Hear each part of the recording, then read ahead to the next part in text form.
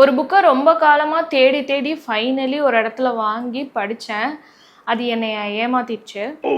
அந்த அளவுக்கு நான் எக்ஸ்பெக்ட் பண்ண அளவுக்கு அது இல்லை.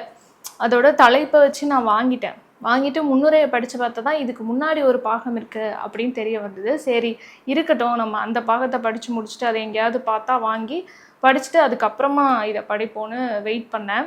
படித்ததுக்கு அப்புறம் தான் யோசித்தேன், பேசாமல் நம்ம நேராக இந்த புத்தகத்தையே படிச்சுட்டு விட்டுருக்கலாம் போல இருக்கு. தேவையில்லாமல் ஒரு புத்தகத்தை நான் தேடி வாங்கி படித்து ஏமாந்துட்டேன் அப்படின்னு. அதுவும் எனக்கு ரொம்ப பிடிச்ச ஆத்தரோட புக்கு. சம்டைம்ஸ் அப்படி தான் இருக்கும். இது ஜெயகாந்தன் அவர்கள் எழுதிய இந்த நேரத்தில் இவள். இதுக்கு அடுத்த பாகமான பாட்டிமார்களும் பேத்திமார்களும். இதை பற்றின ரிவ்யூ தான் இன்னைக்கு பார்க்க போகிறோம். அம்பிகை இறந்ததுக்கு அப்புறமா மகுடேசன் மறுமணம் செஞ்சுக்குவார்.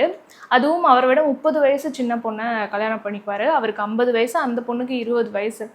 ஸோ இது எல்லாருமே ஊரில் எல்லாருமே தப்பாக பேசுவாங்க மகுடேசனை. எனக்கு என்ன கோவம்னா, காந்திமதி அவங்க மூத்த பொண்ணு. அவங்க அந்த